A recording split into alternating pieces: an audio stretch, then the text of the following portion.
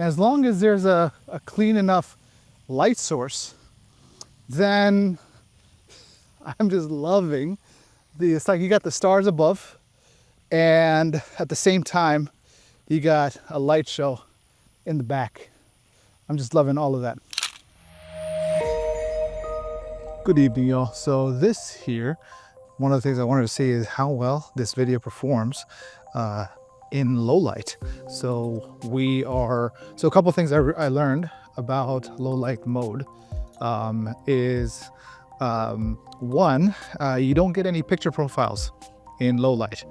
And two, I just realized there is no active track in low light. And three, there is no, so we got no picture profiles, no active track, and there's no digital zoom in low light mode. So these are some of the limitations. I don't know why those limitations exist. Oh, also there's no 4K 60 in low light mode. So if you're hoping to get, any of those 3 points in low light mode, you do not have that. One thing I realized is that 360 cameras are not a beginner friendly camera, just in general. And this is not coming from me. This is coming from almost everyone that I know that has used 360 cameras that themselves is not, I guess, creatively and technically inclined. And so as a result, when it comes to the use of these tools, they find it challenging. And so I want to get that in the background here. We've got a bit of a lightning show happening, and it just looks absolutely epic. So this is the low light mode. I think it's doing pretty good. I guess with the gimbal stabilizer on, there isn't it has the ability to run that shutter speed really low, while also maintaining the appropriate image quality. I think DJI has also got some sort of computational processing taking place in the background. I'm just gonna walk backwards so I can capture some of that lightning and just see if y'all can capture any of that that's in the background. This is the beauty of living down here in the South in Houston, Texas. It basically thunders and rains during the summer every day or every other day. But yeah, so anyway, what I was saying was there's three categories or three different types of cameras that seemingly compete in the same category. And those are your GoPro style action cameras. And right now, obviously you have GoPro in that mix. You got Insta360, specifically the Ace Pro 2. And prior to that, the one that I have is the Insta360 1R and 1RS. Those are your GoPro style, single lens, forward facing, traditional action cam. So that's one. Number two, you've got the 360 camera. Now the 360 camera is intended for shoot first, edit later, or shoot first, reframe later, that you can then edit. So it adds an extra step to your workflow, but it gives you options. The downside of such a workflow or process, or maybe the upside is that it gives you that flexibility. The downside is if that footage is going to be given to somebody else who wasn't there when the footage was shot, they don't really know what to look for unless they are given notes to work with. And that basically adds, now if you're working on a team, the amount of time that goes into now taking notes and handing those notes off to somebody who's going to then work with that to find the footage within the Insta360 is more work. Now, it's a workflow thing, it's a process thing, it's not a solo creator thing at that point. And so, but it's easier when you're working with a team and you're dealing with workflow processes that you just shoot what you need as opposed to shoot everything, i.e. and then reframe later. And so this is where Insta360 kind of becomes challenging for the beginner or for the non-creative type of person where, yes, I'm gathering everything, but I don't know what to focus on kind of situation. So that lightning show is absolutely beautiful. I don't think I'm capturing much, but it's just kind of cool seeing it in the background. And then the third category, which is what DJI has kind of done here, is basically hybridizing some aspect of that, where you're taking the sensor of an action camera. In this case, it's a 1-inch sensor. So it's a larger sensor, maybe comparable to, what are the 1-inch sensor players? We've got the Sony RX1, RX0 Mark 1 and Mark 2. Those are 1-inch sensors. Insta360 1R and 1RS Leica edition, those are 1-inch sensors. The DJI Osmo 360, the one that just recently came out as of this recording, is almost a 1-inch sensor. There's also a Insta360 1RS 360 edition, which is what I have. Though that's also a 1-inch sensor. But and the other cameras that are 1-inch sensors are like your Sony Pocket cameras, your what's it called?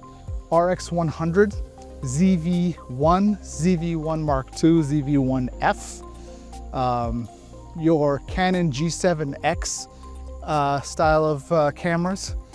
These are all 1-inch sensor cameras. Generally speaking, they are better in low light than smaller sensor cameras that I guess would fall within the category of like competing with a cell phone. So you have your three types of cameras. The challenge now, the difference in dealing with, I guess, any of these is more so related to ease of use, right?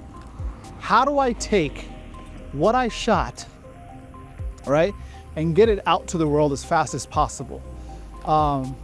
Taking into consideration how I'm shooting and what I need to do after I've shot. So to put this into context with relation to getting the best possible image with good quality sound, right? These are three things that you need in order to make a decent quality video from a technical standpoint. Number one, to make a decent quality video from a technical standpoint is you need a stable image. 2, you need light, and 3, you need clear sound. Now, in terms of priority, the sound would come first. The stable image, or actually not the stable image, the lighting actually would come second, and the stable image would come third. And so these three things taken into consideration, what DJI has done with the Osmo Pocket 3, what I'm coming to realize is that it has made all three of those things relatively easy. They've given priority. The design of this thing in priority is toward the stabilization first, because the head of this camera sensor is literally on a gimbal, on a 3-axis gimbal. I am walking with this on a selfie stick and it's stable. The closest thing I can do with this is maybe my Samsung S25 Ultra, put that on a phone gimbal, but it will be significantly bigger than and more unwieldy than what I have here. Its sensor is not nearly as big, so I'm not gonna get the same quality image in terms of how much light it gathers. That goes into the second element that I mentioned, the lighting. And what is done with the sound is that, so if when you get the combo, is what it comes with its own DJI wireless mic, which I'm wearing right now. It comes with a fluffy thing too, the dead kitten or dead cat, whatever you want, whichever one you prefer to call it. It is a little breezy out here, given the thunderstorm behind me. But the the fact that it's made the whole, I just turn on the microphone and it's automatically synchronized. And so as a result, it's made all three of those elements extremely easy. And so just from the point where I pick up the camera to the point where I'm shooting, the resistance is very low. And then from the point where I cut recording, all I do is just copy the footage from the file, from the camera. It's an SD card. I can just pull it out, put it into an SD card reader, transfer the footage into the computer, bring it into an editor if I want to edit it, and it's ready to go. I don't need to do any post digital stabilization. I don't need to do any audio synchronization. I don't need to do any noise reduction necessarily. I'm assuming because of the low light mode, there's not a lot of noise. And if there is, I'm gonna leave it in there just for the sake of reference. And so I wonder, is it able to capture the water fountain that's behind me? Like, my cell phone camera can't do this. And that's the other thing, right? If any small action camera type of device wants to compete in this space, it's competing with, number one, the cell phone. If you can manage to stay ahead of what the cell phone can do, or make life easier with relation to what a cell phone can do, then you've beaten out that category. I'm running this at 14 minutes and 3 seconds and counting. If I were to do the best quality video on my phone, I would have overheated or run into drop frames, and thus I would have to drop down into poor quality footage. We're getting the sprinklers in the background. Whereas here, like, where is this water? Sprinkler.